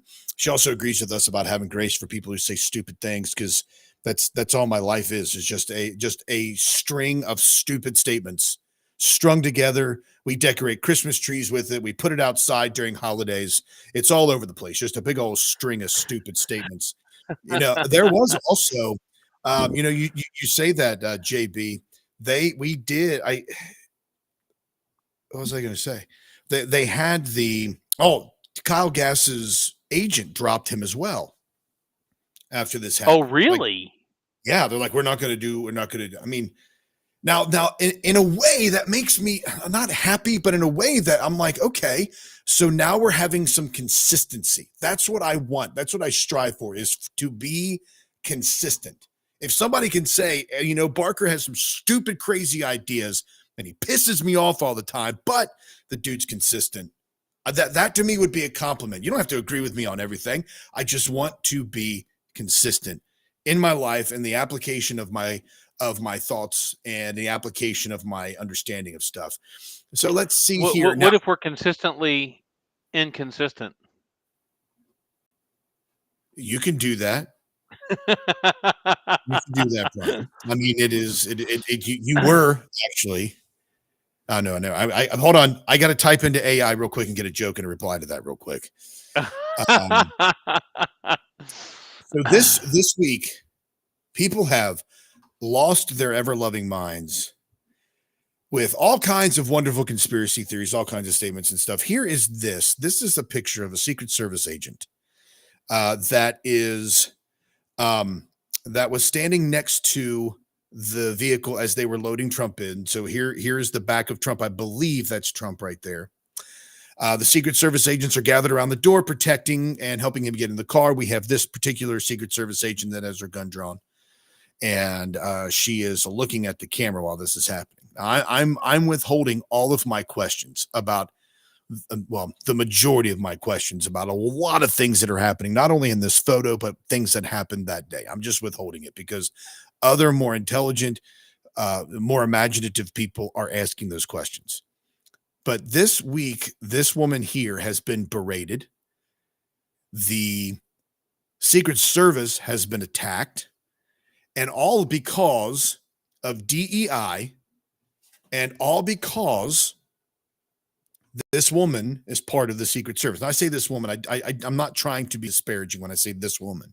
I'm just pointing out that this particular woman here.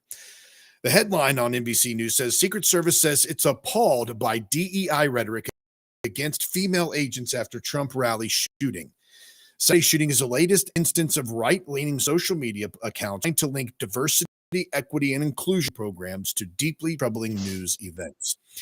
The Secret Service said Wednesday that it stood by its female agents and was appalled by some of the criticism they've received on conservative social media since Saturday's attempted assassination of former President Donald Trump. The Secret Service, in a statement to NBC News, said that the criticism from pundits and influencers was baseless. The agency also stood by its commitment to diversity and recruiting as helping, not hurting, the effectiveness of its protective teams. The statement follows a multi-day campaign of derision by some conservatives who accused Kimberly Cheadle, the Secret Service director, of being unqualified, and who said that female agents assigned to Trump hadn't been physically capable of protecting him, Some critics said the Secret Service should return to being all male, which it hasn't been since 1970. Anthony Google me, whatever. The Secret Service's chief of communication said in a statement, "We stand united against any attempt to discredit our personnel and their invaluable contributions to our mission and are appalled by the disparaging and disgusting comments against any of our personnel. As an elite law enforcement agency, all of our agents and officers are highly trained and fully capable of performing our missions. It is an limit of our agency to imply that they are unqualified based on gender. Such baseless assertions undermine the professionalism, dedication, and expertise of our workforce." Bryan, what do you think? I don't think that this particular person has drawn the ire just because of their gender. However, I think that it is a fair assessment that she displayed incompetence in not only the way she handled her firearm, but also the way that she has that eh, the way that they responded in general to President Trump on the stage was questionable to say the least. Um, I think that you know you're in a heightened situation there where you've got people trying to shoot at the president or the former president or whatever title you want to give him, and to say that you're going to calmly holster your weapon and not miss. I don't think that's fair. I don't think that's a fair argument to make. So I don't really have a problem with the whole idea of the DEI. Again, I'm like you. There's a lot of questions I have for that day, starting with the Secret Service. She was not one of them. I'm not really all that interested in her performance specifically. So that's just my opinion. What I'm trying to figure is, and what is it? What is the first thing that you could notice about this picture? What is the first thing I notice about that picture? The first thing, there was one thing that as soon as I saw this picture, I was like, okay. I see 3 females and 2 males immediately. That's the first thing I see. Why that was exactly what I thought. I'm like, okay, so the majority of people are attacking this woman. I'm not. I saw a lot of the memes and a lot of the things about her facial expressions, etc. But you want to attack the DEI of the CEA with a lot of all these acronyms, DMW seeks SWM. But this woman here, they want to attack this particular woman. There are 2 women back here that are helping Trump, shielding Trump with their bodies, helping him get into the van, and get into the SUV. Not only that, but there was a woman that is in a now famous picture as well. There was a woman that was helping him right on the stage, shielding him with her body and helping him down the stairs, which is one of these women here. It's I think it's this woman right there with the ponytail, with the bun in the back of her hair. But people, Well, I mean, and I think one of the issues I have with that, Aaron, is not so much the fact that it was a woman that was shielding him, but a lot of the arguments and a lot of the commentaries are coming back. The point is they have to be willing and able to be a human shield. She was not tall enough to cover up President Trump, in the situation that she was in. So she couldn't be a human shield. I mean, his head was exposed. His head was exposed for a long period of time. They weren't sure that they had all the shooters because they didn't know who was shooting. So I think the issue needs to be not so much a gender issue, but there does need to be some physical matching going on and saying, look, you can't have a beanpole trying to protect a guy like me because obviously I'm going to have much more mass that can be exposed as opposed to what this little skinny dude in front of me is going to have, right? But if you have these people standing around, his head need to be protected. I mean, obviously that's where he was well, shot. but you have that's not necessarily based on the sex of the agent. That's going to be based on the height Right. of the agent. Matt Walsh had posted out that there should not be any women in the Secret Service. These are supposed to be the very best, and none of the very best at this job are women. I mean, I don't know where he gets that, other than, I mean, there was a video that was he showed this video here. I'll share the video that Matt Walsh shared. We'll try to figure out exactly what he means by this. I don't know if there's any sound to this or not. We'll find out. There is some. So we have three women here, or the one of them is actually helping jump into the place. The guys are also helping as well. We have these three women standing there with weapons drawn and trying to protect, etc. So, I mean, maybe somebody that is more versed in this can break down why that they're, other than the fact that they're females, that they're not capable of performing this job. But I do know that it really isn't a good look to go attacking simply based on the fact that they are women, which is what most of these posts were doing. I agree. I find it agree. unproductive. I find it unproductive, and that's just my personal opinion. Look, as well. I think the performance of the Secret Service that day has a lot of people asking a lot of questions. And whether it be the memes over the slope of the roof, which, I mean, come on, really? The fact that those words left her mouth should make you wonder if she is capable of doing the job that she has been assigned to do. But there's a lot of things on there that need to be discussed. There's a lot of situations that need to be discussed. There's a lot of questions from that day, and DEI. I think DEI is a detriment to our country and to our workforce, simply because they're not basing it on skills. They're basing it on identity politics and on um, what's the word I'm looking for? First first person classifications based on their physical attributes, whether male, female, black, white, red, whatever. Um, so I think DEI is a problem, but I don't think it was the only problem in this scenario. So there are, because of this, I also saw some other things here. There are there are acceptable roles, I guess, in society or culture where people deem that this could be good for women or not good for women, etc. Honestly, I believe that if a woman can perform a job and she wants to enter the workforce and she's able to do this, go right ahead. I'd be just fine with that. It doesn't bother me. But there are a couple of companies, John Deere being one of them, who has now turned their back on wokeness and rejects DEI policies. It says here that John Deere announced it will be scuttling nearly all its diversity, equity, and inclusion policies in favor of a quality-based workplace. The major tractor company released a statement on its X account Tuesday saying it will commit to prioritizing quality and customer trust over DEI initiatives. It says our customers' trust and confidence in us are of the utmost importance to everyone at John Deere. We fully intend to earn it every day and in every way we can, the Post read, along with a full statement. So their efforts include pledging the company will no longer participate in or support external social or cultural awareness parades, festivals, or events. It will be auditing all company mandated training materials and policies to ensure the absence of socially motivated messages and reaffirming within the business that the existence of diversity quotas and pronoun identification have never been and are not company policy. Okay. So John Deere is dropping its DEI for actually choosing people based on their capabilities. What a concept.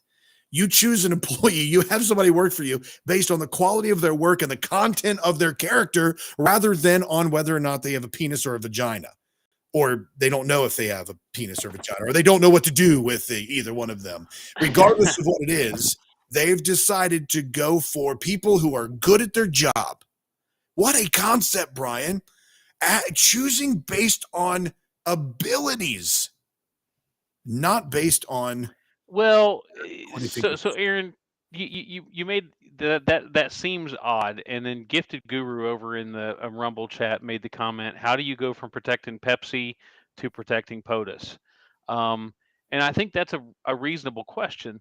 There are a lot of corporate hires today, and I think that you find this in the government hires too. I know I was in the government for a while, so I can speak with some authority on this. There are people that just because they were a manager, they can get a job as a manager. It doesn't matter what they're managing. They were a manager. Just because they were a director, they can get a job as a director because they were a director. it doesn't matter what they were directing. So you're going to find people that are CEOs of an auto company who are going to jump over and be CEOs of a tech company, because they were CEOs. So Well, how many people said Trump was a businessman? Let's put him in charge of the nuclear briefcase. Like, wait just a second. But now doing global security for Pepsi is now considered a lesser job than being the head of the Secret Service. But running a business now makes you capable of launching nuclear war. I agree with you. For me, Brian, it's a head scratcher. Well, I'm going to say this about that. I think that in retrospect, I don't agree that this woman has the skills to do what she thinks that she's been called to do or whatever. Obviously she's performed that way. You can see it in the way that her job performance was. When you talk about the Secret Service can't be on a sloped roof because it's dangerous for them, yet the sniper that took out the shooter was on a sloped roof. I think you need to cage your comments a little bit better than what she caged her comments. I mean, she opened herself up for a lot of ridicule. I made a joke on Facebook yesterday. These memes are just writing themselves. I mean, for real. You know, I put it. Babylon B put one out that was hilarious. Said that David or Goliath comes out to say that he only lost to David because David was on a sloped surface. I mean, it's funny, but it's sad at the same time. And I think that this conversation would be a completely different conversation had Mr. Trump actually been killed. I think it would have been a much more serious conversation, and I think it would have been a much more damning conversation for the Secret Service. So I that's just my opinion. Not only was it John Deere who did the DEI elimination, but Microsoft has reportedly laid off a team devoted to diversity, equity, and inclusion after pouring millions of dollars into that initiative, becoming the latest major company to ditch the woke policy. The big tech giant disbanded the DEI team at the beginning of July, changing business due to changing business needs. It was further sign that companies are pulling back on diversity-based initiatives that were put in place following the 2020 death of George Floyd and the subsequent Black Lives Matter campaigns. This was not sustainable. The stuff that they were doing was not sustainable. No, it's not sustainable for multiple reasons, because when you're in business now, we're in a different kind of business. This is the business of conversation. This is a business of idea exchange. When you're selling a widget, if I were running a company and I was selling a widget, that widget can be used for gay, straight, bisexual. It can be used for gender confused, gender dysphoric, kids, adults, whatever. If it is a product that can be used by anybody, why would I want to exclude a large portion of my potential customer base simply because I have a bug up my tail about a particular political issue? For instance, you look at somebody like Mike Lindell and his MyPillow. Love Mike Lindell's products. The towels, amazing. Washcloths, awesome. Hand towels, great. Sheets, pillows, wonderful. I mean, the sheets are. I love the sheets. I love the pillows. I love all their products. And he has a principle that he wants to stand on free speech. He wants to stand on his particular understanding of what happened in 2020. Totally fine with all that you're doing. You're alienating a huge portion of people. Not only are you alienating that population of folks who are part of, the liberal media or the left side, the center to left side of the nation or the world, and the LGBT population, but you're also alienating the people who support their friends or family who are part of that. If you have a product, I think, that can be used by anybody, just perhaps, this is not me telling you what to do, but my suggestion would be perhaps you potentially not take such a hard stance on certain things and you won't affect your business. Now that goes both ways, right? It goes the way of as a company, I'm not going to support your religious community's special day or whatever. your holiday, if you want to call that. I would also say I'm not going to support your pride parade, or I'm not going to support your annual crocheting group, because that's not the mission of my company. My company is to provide ABC widget for XYZ people. That's it. That's all I'm doing. Well, you should use some of your money. Well, you know what? I will pay you, and you use your money for whatever you want to use your money for. And I will use my personal money for whatever I want to use my personal money for. Let's keep business business and personal personal. The same thing as sports. Sports is supposed to unite us. It's supposed to bring us together. We're supposed to have teams and rivalries, and we're supposed to rib each other and have locker room talk and blast people for their team sucking last week, or make fun of Joe Burrow because he's Mr. Glass. All of that should be done in jest and fun to bring us together, to have some fun. Not divide us because somebody wants to make a political statement or write an activist slogan on the back of their helmet, or paint the infield with a particular cause. Why do that? Why alienate a huge portion of your viewers and turn it into activism rather than turning it into a fun, engaging way to enjoy time with your family? Well, and Aaron, I think you hit the nail on the head when you made the comment that there are some things that are personal and there are some things that are business related. There are some topics that just don't belong in the office. There are some conversations that just don't belong in the office. There are some celebrations that just don't belong in the office. I'm not telling you you can't do that. I'm not saying that you shouldn't do that. I'm saying that I don't want to participate, and you shouldn't look down on me because I don't want to celebrate your holiday, or I don't want to. I know we made the comment when we were talking about the Pride Month and things like that, that there's like 200 and something different Pride Day celebrations on the calendar. And it struck me as kind of funny because I was reading or watching some things on Facebook, and this guy's like, "Why can't you let us have just this one day?" Well, because it's not, number one, it's not just this one day.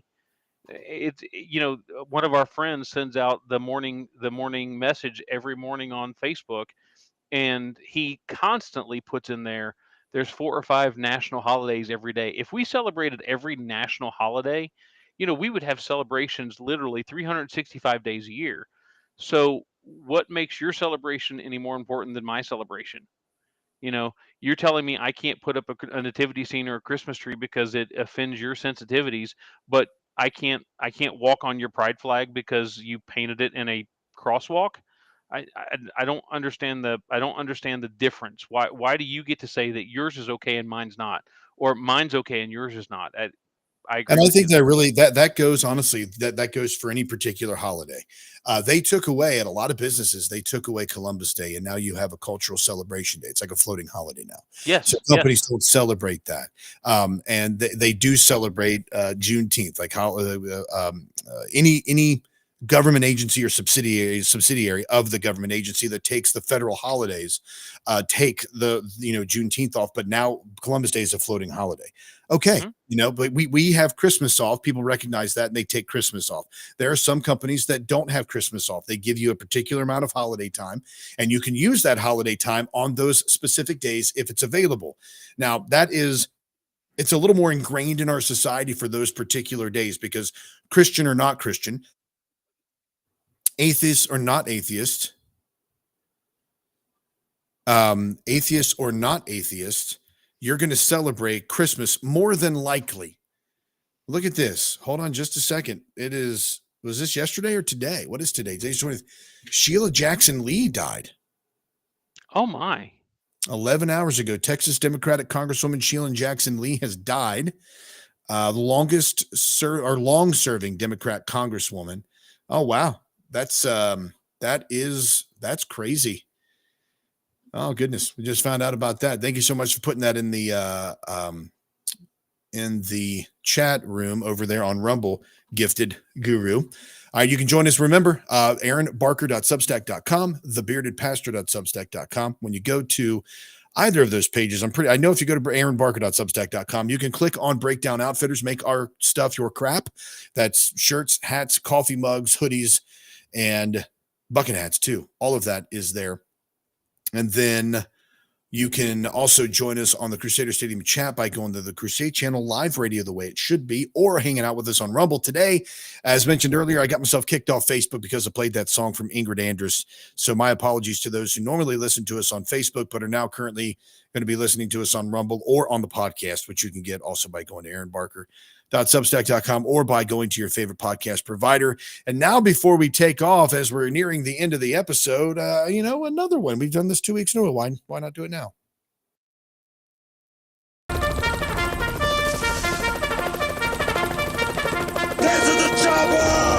Whiskey Tango Foxtrot. This is Whiskey Tango Foxtrot. We look around the internet and we go, what the foxtrot is going on with those people? Bryan, a man who was receiving an honor at work. He was actually receiving an honor because of his hard work and dedication to the bureaucratic structure of a local government that he was a part of. But the funny thing is, when he was receiving this particular award, people started asking, well, what exactly do you do here? What is it that your job provides? Yeah, there you go. Come on. And some people wondered if he still worked there, because this gentleman was able to avoid work for 6 years, skipped out of working for 6 years, only was found out when they nominated him for an award. A man who managed to get away with skipping work for 6 years was finally caught after he was ironically nominated for an award for his long service. Joaquin Garcia from Spain was a building supervisor for a water treatment plant in Cadiz and was employed by the local government for 2 decades. But then one day, the 69-year-old stopped showing up to work and still took home his 37-pound annual salary, something he was impressively able to keep up with for years. This was thanks to the bureaucratic structure of local government, where there was a miscommunication between 2 departments, with each department assuming the other was overseeing Garcia's work.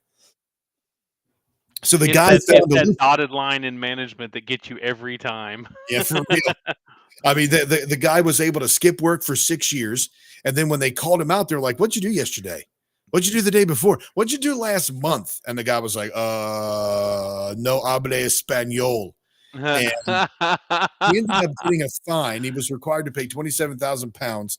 That's equivalent to 1 year's salary after tax for his lengthy absence on the job. My question is, how in the world can I find that loophole and jump right into it?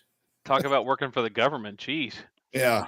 So this is another weird one here.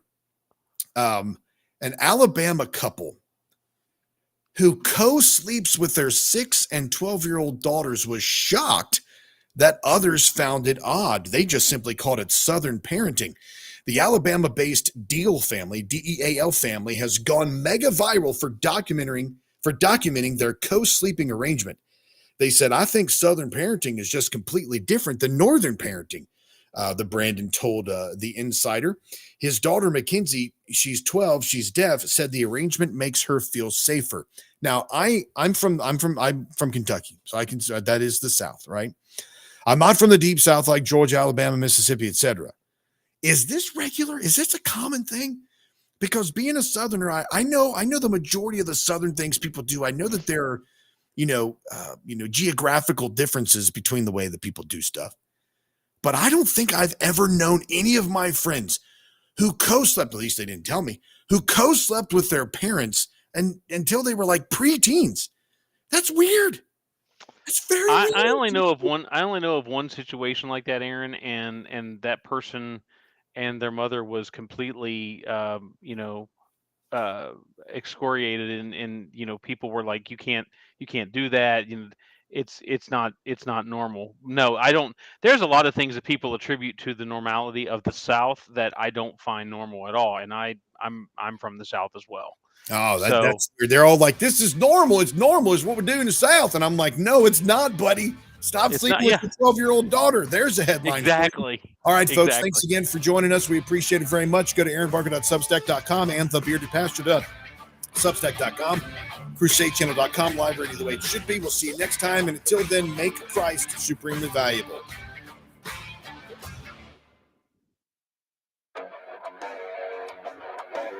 Always just wants to jump to that. It really likes that song. All right, there you go, folks. That's the show for you. I hope you enjoyed it. I think we got to pretty much everything that I had in the show prep there. All right, everybody, we're going to end the show here. No overdrive for us today because we got through everything. And so make sure you subscribe to all the channels. Have a great one. And it's a jungle out there, kitty.